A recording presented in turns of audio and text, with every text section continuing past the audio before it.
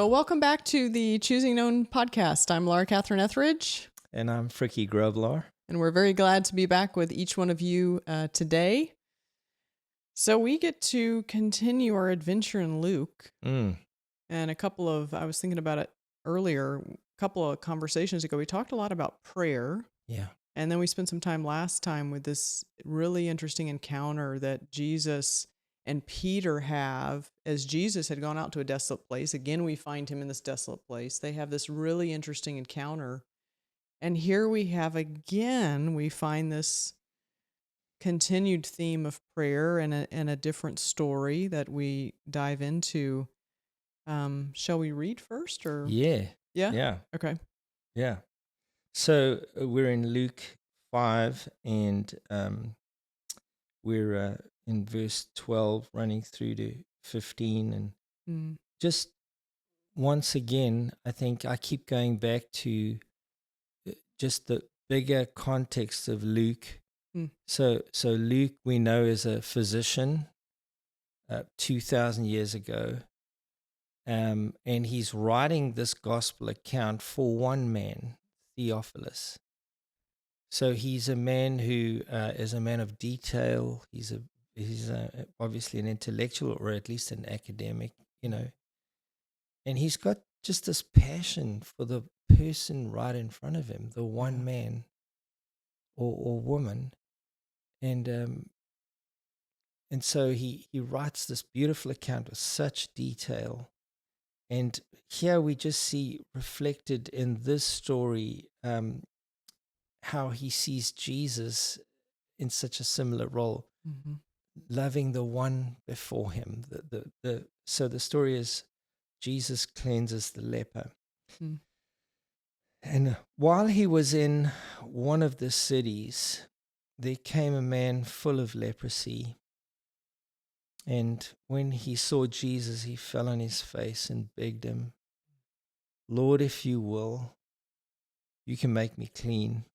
And Jesus stretched out his hand and touched him, saying, "I will be clean."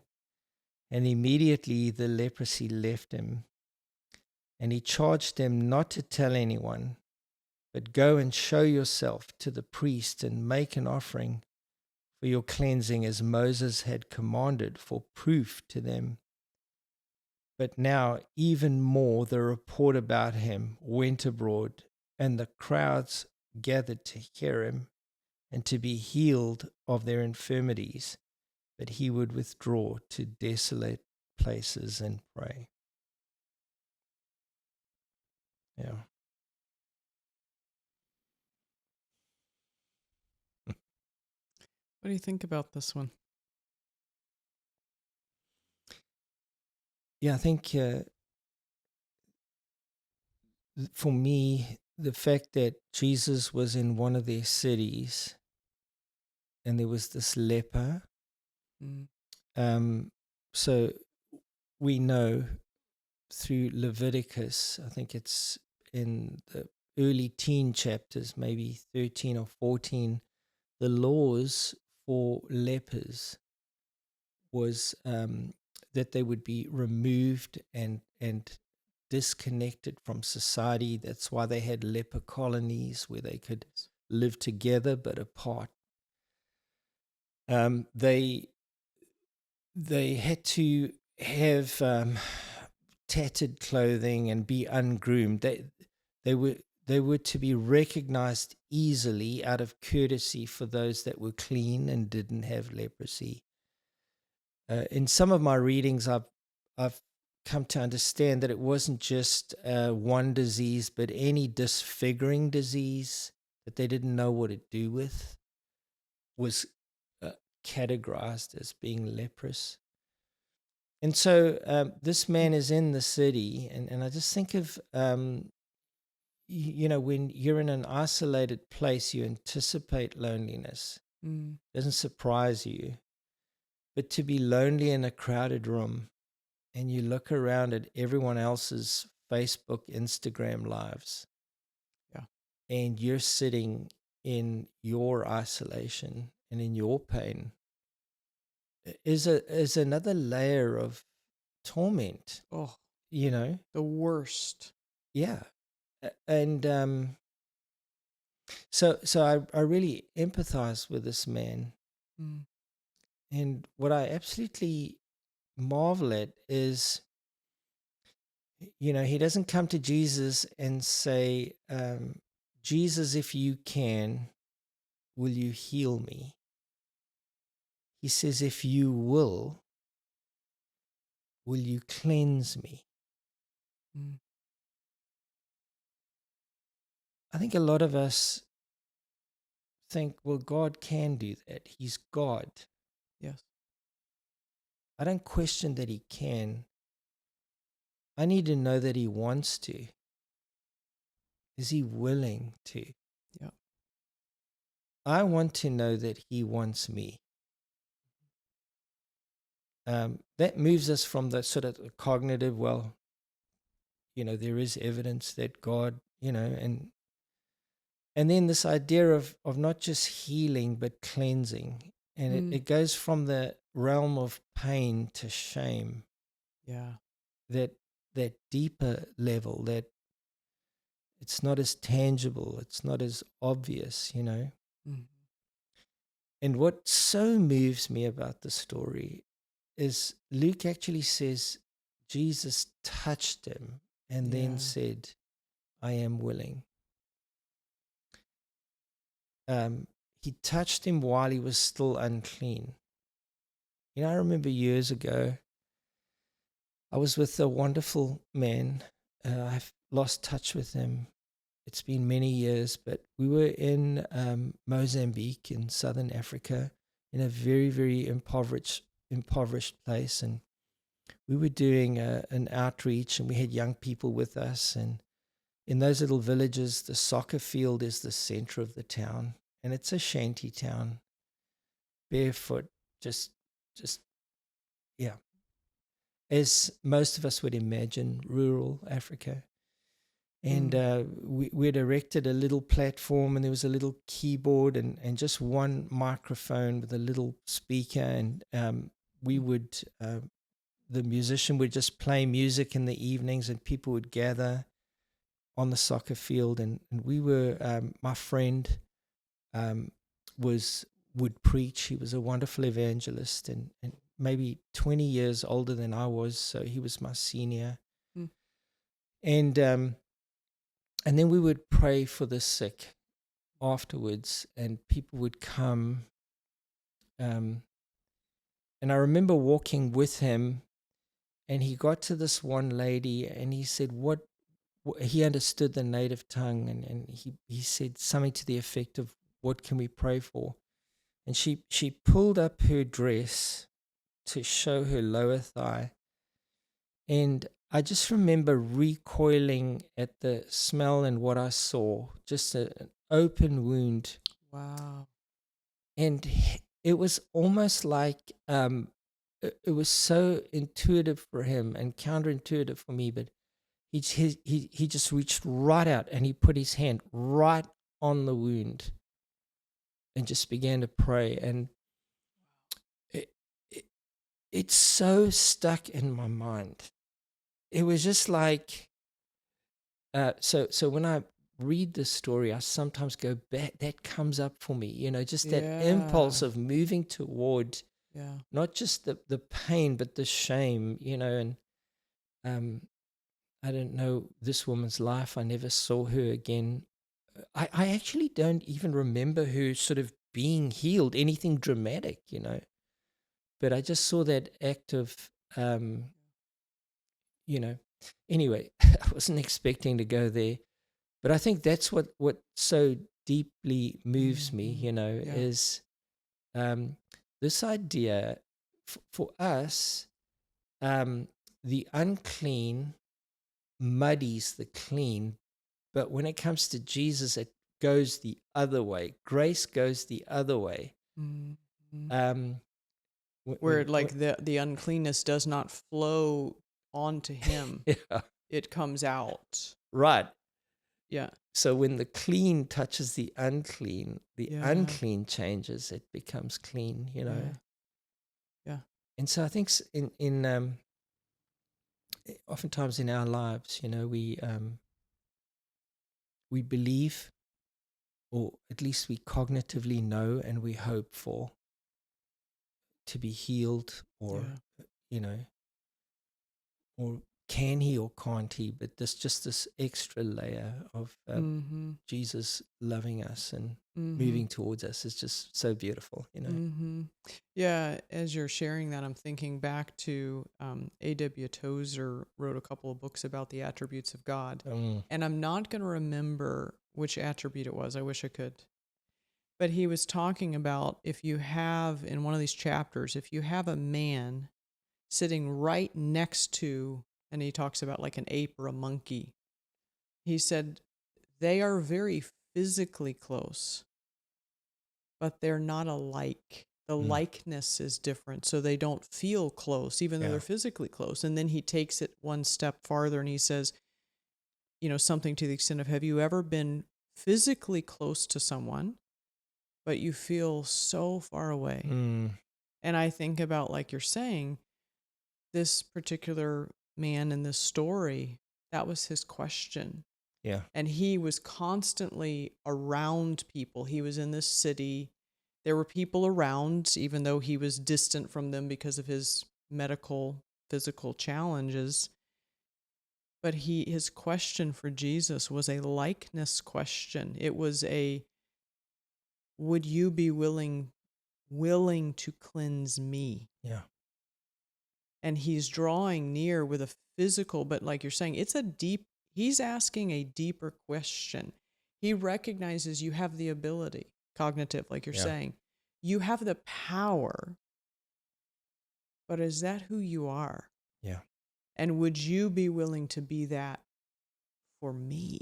yeah, Which is the hardest question in the world for us to ask. We can ask it for other people. That's still a big question. yeah, That's still a very profound question, but the scariest, most vulnerable one is to ask that for myself. yeah, And to come into his presence and to yeah, say, would you be willing? And then Jesus, like you're saying, his act of physical touch yeah, already begins to say who he is. It's like yeah, he hasn't even spoken the words, but you feel through him drawing near yeah, to this man, the physical touch that he puts on him, that yeah, was already beginning. And then he says the words. yeah. Oh, it's so beautiful. I mean, I think for us to just not just hear people, not just listen, but hear Yes. people is one Yes. level. And then not just to look at them, but really see them is Yes. even deeper, because we know that only a small percentage of communication is actually audible. Yes. There's so many other intangibles through really seeing someone. Mm-hmm. But then I think there's even a deeper level of touch. I do too. So I'm very aware. So growing up in Africa, you'll shove 12 to 15 people in a minivan, whereas here in the West, we hit 5 or 6 people, we're maxing out in the same minivan.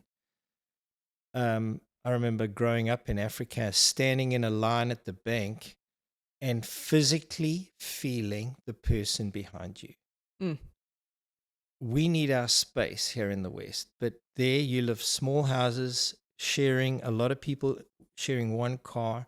It's just so so close proximity is more common in third world countries. And I think of the aisles in our supermarkets, they 6 or 8 feet wide, and you're walking down one side and someone else is coming down the other, and someone will go, excuse me, and there's space for maybe 6 of us shoulder to shoulder, so we love our space. Mm-hmm.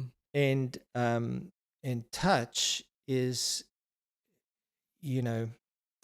this is another whole subject, but we're such an over sexualized culture that Yes. touch just immediately catapults us into this other world.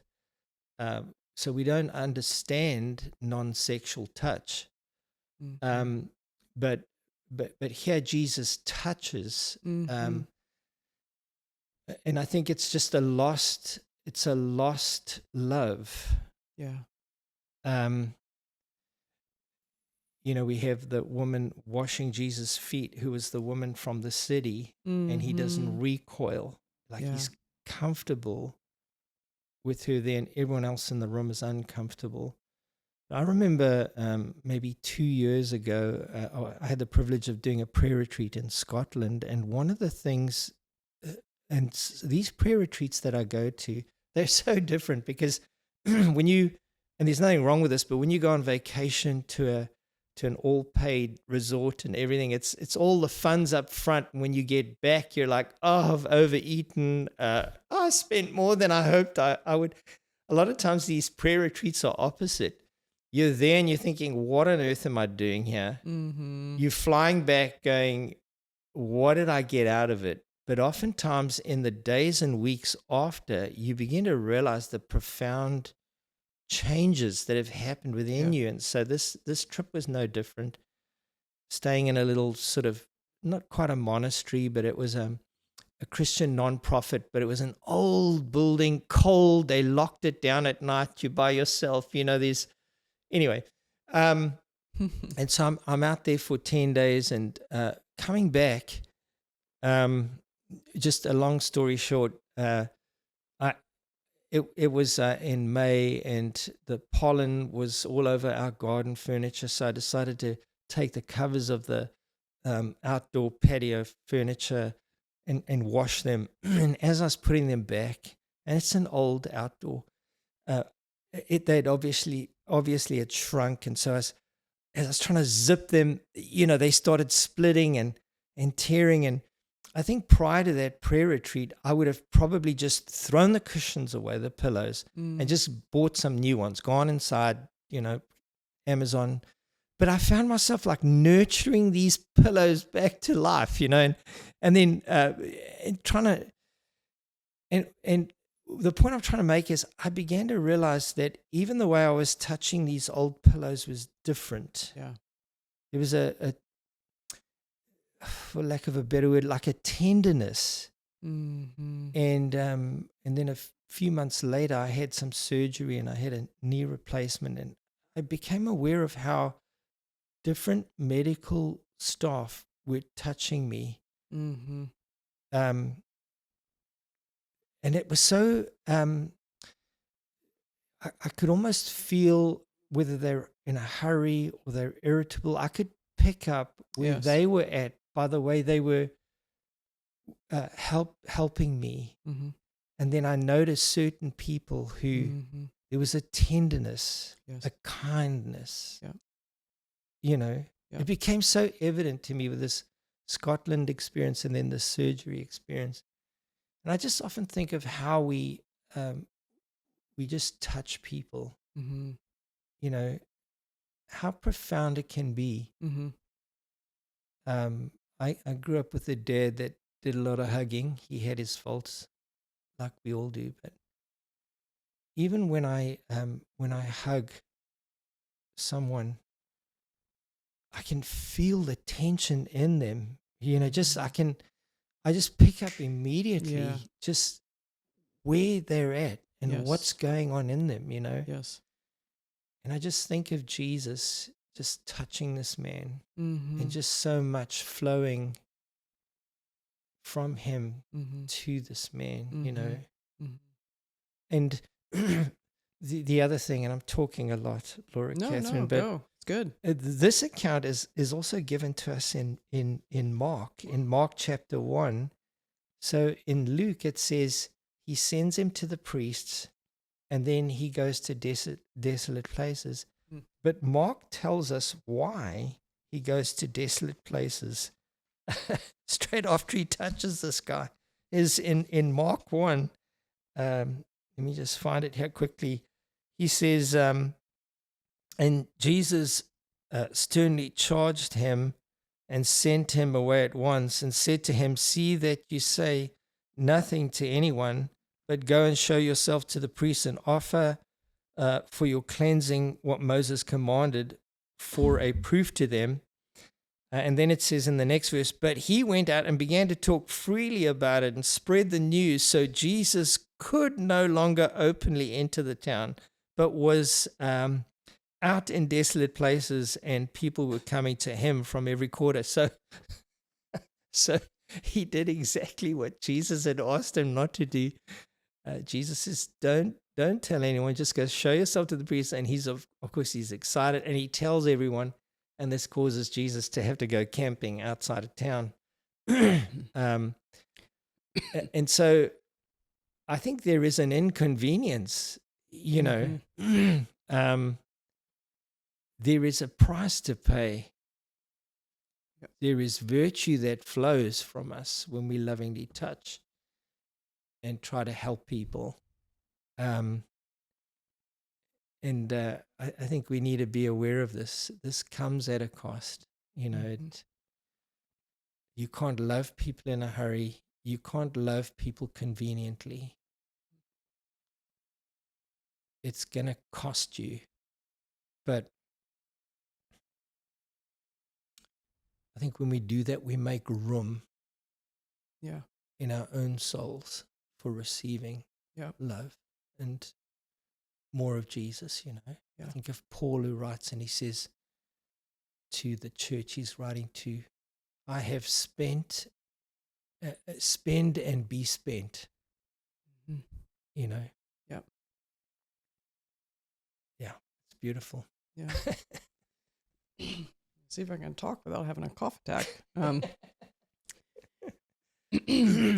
and I think like you're saying, I was thinking about, there's the mind and the heart, but then it's like when you reach in and you touch somebody, you've already allowed yourself into their presence. Yeah. Like you're talking about in Africa, a very inconvenient time to have a coughing attack. The space is closer. Yeah. But here in America, it's farther away. But to me, it's like you have somebody come close, and you begin to realize that your presence is actually not, it doesn't start under your skin. Yes. Because you can feel them already when they're here. Yeah. And of course, that space for different cultures is different. But it's like people can feel when we're listening to them. Yeah. And they can feel when we're really, like you're saying, when we're really looking at them, and there's this openness in this space that we've already made for them. So it's like there's already a presence touch. Yeah. But then I so agree. Like when you reach out and you're physically touching someone, and there's many forms of touch. We live in a broken world that thinks very significantly of one form of touch. Yeah. But it's not supposed to be that way. Yeah. There's many forms of touch, but you reach out and you physically touch the person, and it's like, but the touch, I guess the way I think of it is the touch driven from me and what I'm wanting or what I'm thinking about, or is the touch come out of that place where I've heard the person, I've seen the person, and like with Jesus, he's reaching out and he's touching this man. Yeah. Because he knows that's what that man needs. Yeah. And it's like, that's when the touch it's like it's embodied touch. It's not just the skin feeling someone else's hand on you or the skin. It's like, no, it's coming with the full presence behind it. And he was, in a way, do you think in a way it's like, it feels like he was asking for that, like asking, not like, Jesus, would you touch me? Like, put your hand on me. He was asking to be touched, like you said earlier in the conversation, at a very deep level. Yeah. much like I don't know that you could get much deeper than the level he's asking. Right.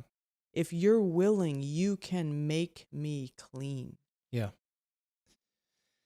Yeah. I think there are two things from what you've just said. The first one is, are we just touching? Yeah. Or is it invited? And it's important for that kind of Jesus touch to have that invitation. Yes. This man said, if you are willing, will you make me clean? Yeah.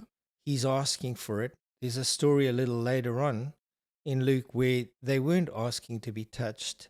10 lepers were standing at a distance Yeah. saying, will you heal us? And we can get to that later. But this whole idea of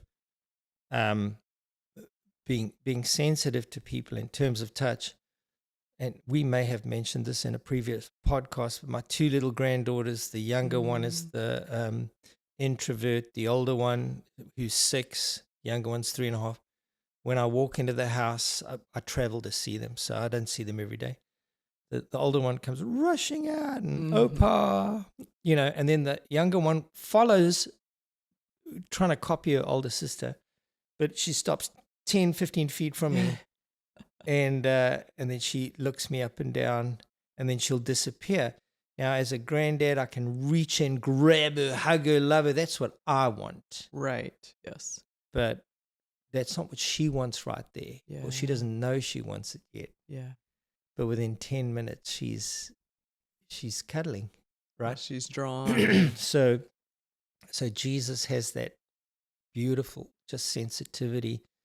So you get the 10 lepers, I think in chapter, I think it's 11, where they're standing at a distance and they say, Lord, will you heal us? Yeah. And Jesus says, I will. Go show yourself. Yeah. And of course they leave. Yeah. And when they realize they're healed, only one turns back. Yeah. Jesus says, weren't there 10? Yeah. And then he goes, go, your faith has made you whole. He received something the other 9 didn't. They received their healing. The one received his wholeness. So he came away healed, but he also came away whole. Yeah. And I think and the fact is that Jesus is so generous. I mean, he recognizes the fact that the 9 didn't come back for wholeness. Healing was fine for them, But this idea of touch, proximity, is what we really want. Oh, yeah. I think it's our soul cry,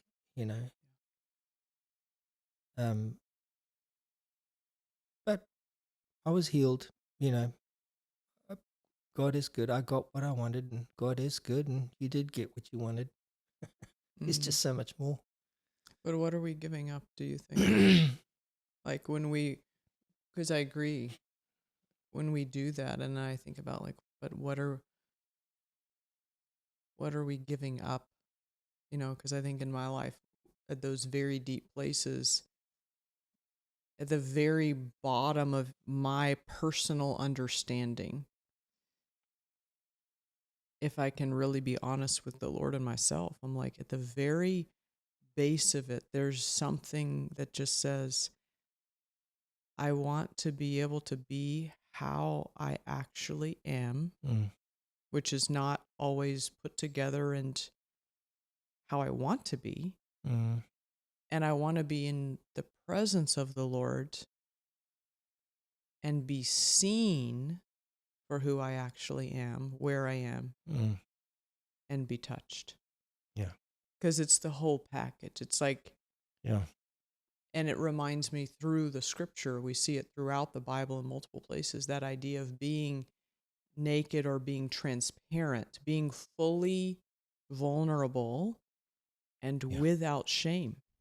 Yeah. It's the highest form of intimacy with God in some of these passages is talking about. It's to be able to be totally transparent. Right. But that doesn't always mean that I'm perfect, because I'm not. And I know that. Yeah. But there's something that's to me, you can't, for me, I'm like, I don't think I can have a higher form of love than that. Yeah. With the Lord, because he just sees me as I am, and he he cares and he loves me. And it's like, but that's when, like, to me, like, wholeness starts happening. Yeah. I come out of those times when I've done that with the Lord, and I'm like, I'm different. Something is different. Yeah. Yeah. I think when we get hurt, well, we want the pain to go away. And we have ways of seeing that happen. Sure. And there are coping mechanisms and therapies. Mm-hmm. We work through the process of, those memories. We talk to people about them, and we learn how to deal with them. But then we don't know how to deal with the shame oftentimes, and so we just armor up so that that never happens again. Yeah. And I never want to be shamed like that again. But when you read, whether it's Christian or even non-Christian, my understanding is that dealing with shame is finding a place of vulnerability, and being honest and opening up, to and so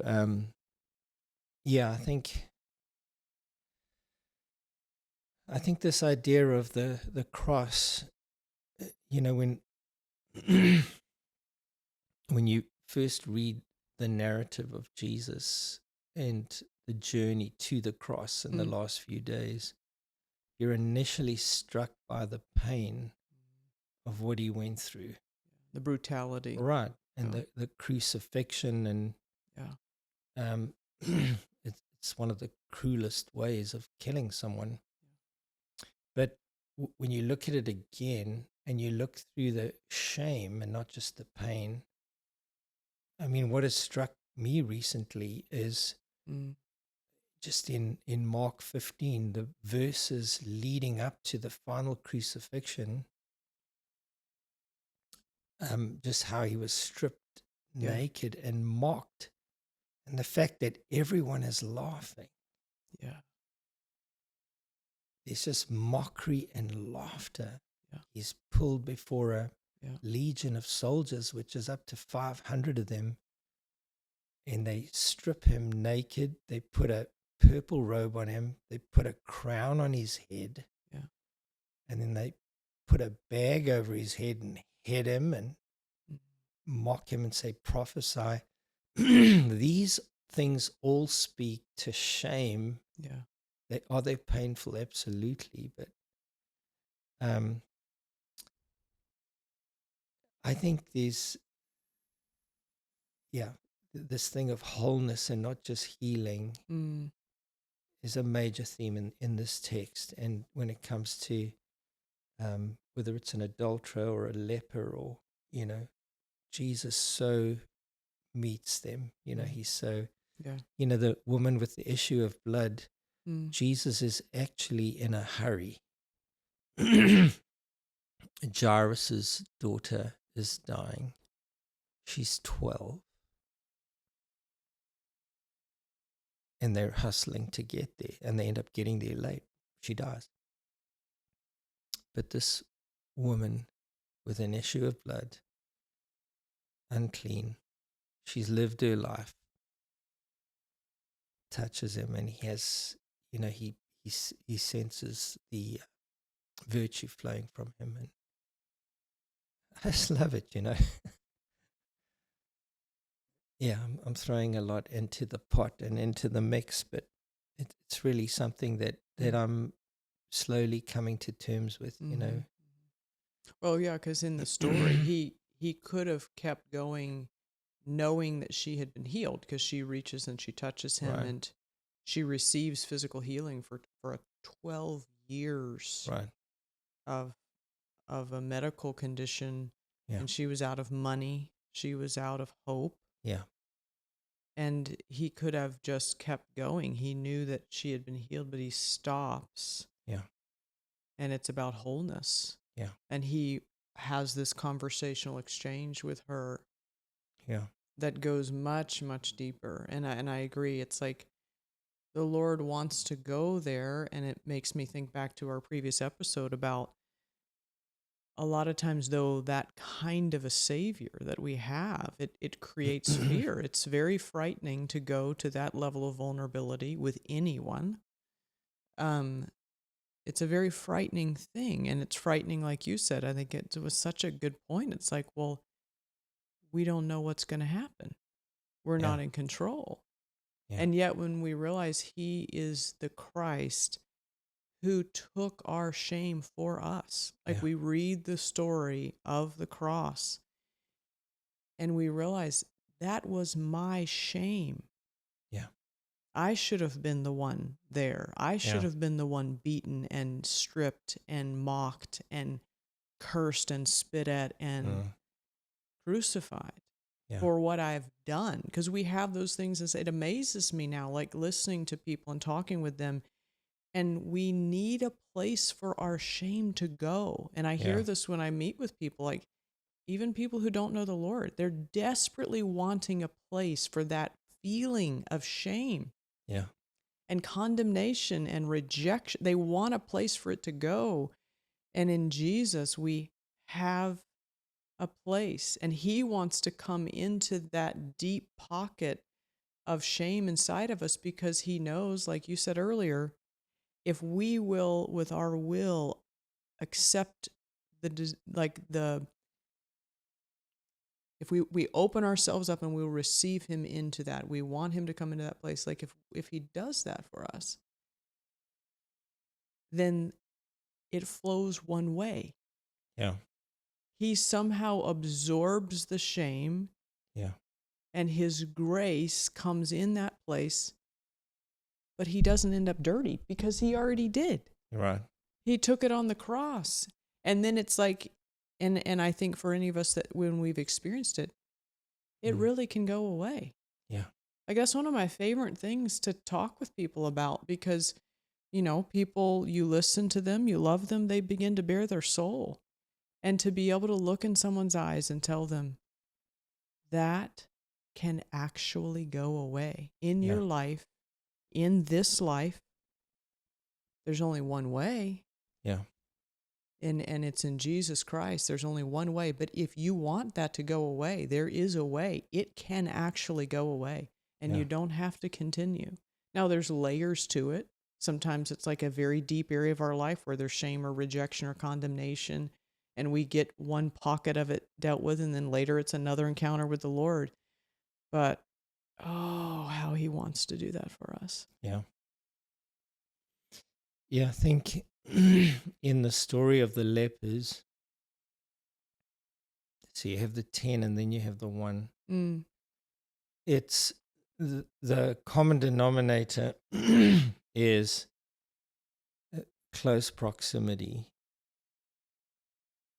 to Jesus, and I think I know for myself, I've needed to intentionally create that space. For me, as someone who loves, theology and church and counseling and even the books and the Bible reading programs and can be a distraction for me. I can When you're trying to go there. Yeah. Yeah. There's always someone going, have you heard this great podcast? Have you read this book? Have you, and you get this like church or Christianity FOMO, I can lose proximity with Jesus. Yeah. I can start doing Jesus at arm's length or at a distance. Yeah. And then I end up being like the lepers, where my main objective is to go show or go tell someone. And I short circuit the process of the transformation that deals with the shame within me by just being with Jesus, know. It's a subtle thing. It's a subtle thing. It is, but then it's like it's happening. Yeah. Like a question I think it'd be good for us to maybe entertain is this idea of like, how do we do it today? Yeah. Because I'm thinking about even recently just praying through some places where I feel like the Lord's asking me to step out and trust Him more. And I love the Lord and I trust Him, but He's asking me to trust Him more. Yeah. And it's hard. And I don't like what it stirs up. Yeah. But I think this question might be good for us to talk about for listeners. Like, how do we do that with the Lord? Like, what's happening for this man? What's happening in the story? How do we do it? I know even recently for me, so I have big master closet, and sometimes I don't take my Bible in there. I don't take my phone with my Bible app. I just sometimes I go in there and I close the door, and it's a big closet, and I just lay on the floor and I'm just honest with God. Yeah. Just really, this is hard for me, Lord. I want to trust you. I kind of do. I kind of don't. But it's Yeah. like real business with God. And for me, that's how it's like a drawing near to Him. But for me, that's an environment. It's quiet, feels safe. Nobody can hear, Yeah.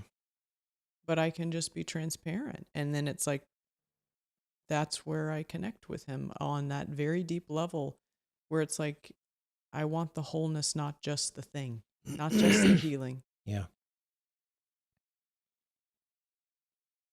Yeah. I think for me, so if you just Google Christian spiritual disciplines or whatever, you'll get lists. It's become a very, at least in my circle of church and Christianity that I'm moving in, is Yeah. it's coming to light again. Some of the guys who've written, Richard Foster, Dallas Willard, men like that, Sure. others, their writings have become more mainstream in evangelicalism. So, I mean, I think the Catholics have had that for centuries. I do too. But but I think for me, um, embodying those practices, not just running through them as a checklist. So just recently, for me, I love to just pencil, sketch, and draw, but I was finding that it fell in the category of if I have time. And when you do that with those more sublime practices, you'll never have time, because Ever. the tyranny of the urgent always seems to win the argument, like this is to be done, and then you can do that. And so putting things like that on the front end in the best hours of my day, seeing them as spiritual disciplines, I connect with people when I try to draw them.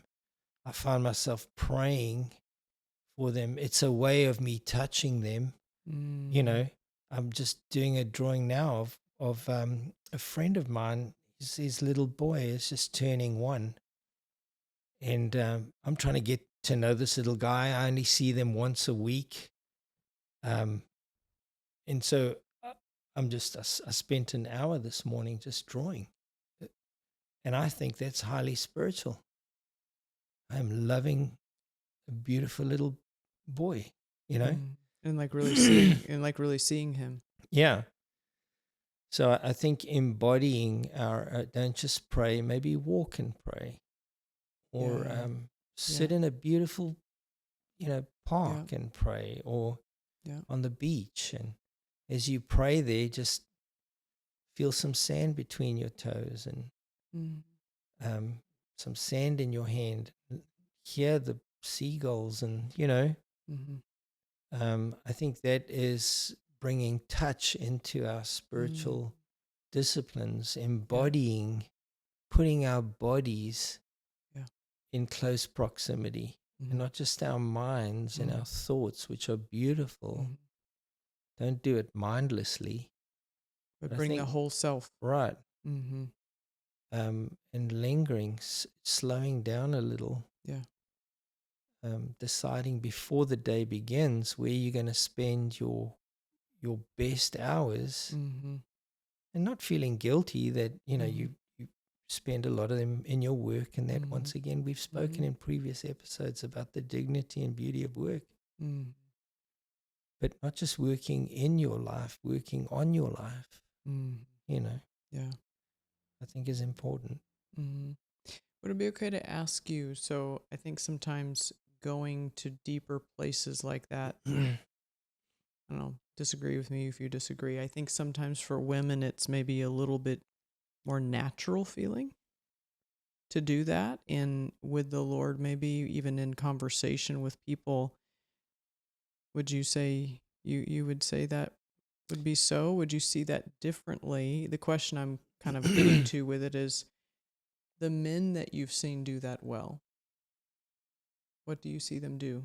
These kinds of practices? What do you see the men do that do this well? I do think um, I do think women, you know, find this kind of thing easier. Yeah, I that's kind of really what I do. think. Yeah. They're often more in tune with, and I mean, I have a few thoughts. I mean, if for centuries and centuries men have gone out to work, hunt, and kill, and get the job done, and come home, Yeah. but women have nurtured just Mm. traditionally. I'm just talking about the Sure. Yeah. hundreds, Yeah. centuries. I think it does lend itself towards that. But I mean, I recently, our church had an event, and we decided to open some prayer rooms during a conference where leaders who'd come from all over the country would hear great teaching Mm. and, um, just best practices, ideas, and then share some of the challenges they were having in their organizations, in their churches, and Mm. so forth. That we could open up just 3 prayer rooms where leaders could come in and not get advice and not be told anything, but just through empathy and intercession, sit in an environment where there are just people who love to pray, just to be with them. Yeah. And the results, I mean, the reports we got were amazing. But the point I'm getting at is Mm. we partnered with a couple of other churches and another church to, to provide prayer partners with us. And a man walked into the room I had never met before. Mm. And earlier you said oftentimes we're bigger than our physical size. Yeah. Yeah. Our souls, either in a healthy way or an unhealthy way, can be much larger than Mm. what our actual physical presence is. And he walked into the room, and my heart was knit with him. I didn't know Mm. his name, but I was immediately drawn to him. Mm-hmm. And we had a short interaction, and then we were in the prayer rooms. And the following day, I just walked up to him um, and just said, "I'd love to get your contact information. I'd love to get to know you." And there was just this. He was British, so Mm. he embraced me, and he was like, "This is very against my British," He says, um, but just to make a long story short, there was just this instant connection, yeah. So I think it is there for men. I think we're all different. Yeah. I think sometimes, and Lisa and I've joked, she says sometimes you're the girl in this relationship. Thank you, Liesl. Thank you. And she is so smart, Yeah. and Yeah. so Yeah. gifted in what she does. Yeah. I do think we've become very rigid in the church about our Yes. definitions of manhood Yeah. and Yeah. femininity, and Yeah. um, uh, Yeah. but I do think that there's a lot of room for men. I look at David. I mean, this warrior kills a giant. Yeah. I read what he writes: Psalm 22, Psalm 51, Psalm Yeah. 139. That poetry, that, I know.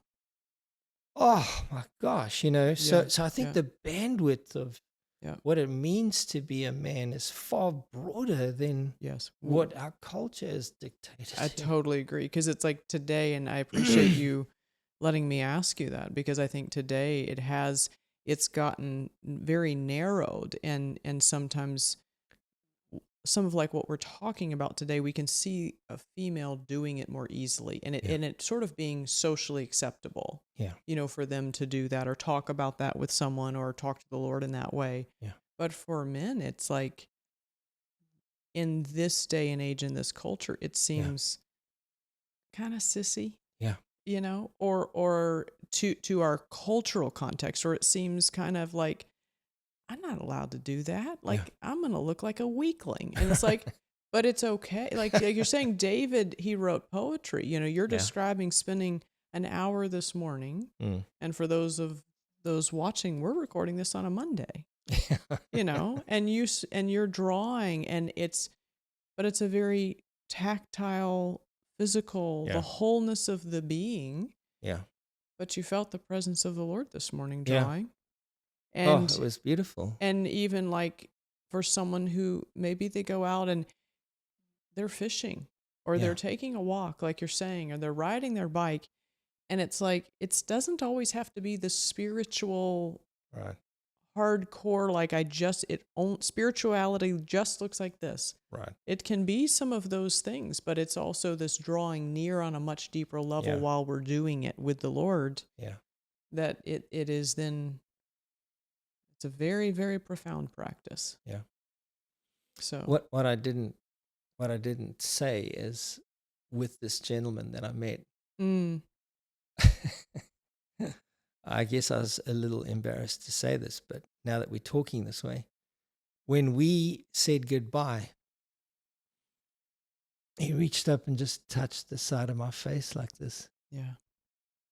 Just for one split second, It did not feel unnatural, weird, imposing. Yeah. Icky. Not at all. No.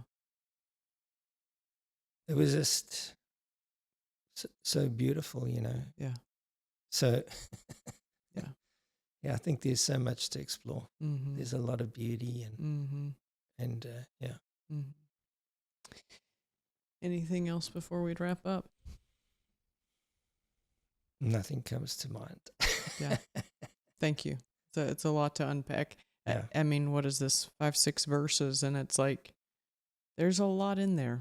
Yeah. And a lot that through Luke sharing this with Theophilus, he ends inviting us into with the Lord for ourselves. Like, look at what Jesus did with this man. Yeah. And look at who Jesus is. Thank you. Mm. Well, we thank all of you for being with us today and for this conversation. And we don't know where this finds you. There's a lot we've talked about today, but what is stirring inside of you in your heart, and maybe the longings that stirs up, maybe the discomfort that stirs up. And we would encourage you to bring that to the Lord, to be real with Him. And also, if there are people in your life that you feel comfortable processing with, to maybe take some of what you're sensing or feeling to a deeper conversation with somebody that you know and trust, and explore it. Because wholeness, I know we would both say this, Frikkie, it's so worth it. The seeking past the thing that you want to the wholeness it is so worthwhile, and it's an ongoing journey. So blessings to you. Have a great next few weeks. We look forward to being with you next time. Blessings to you.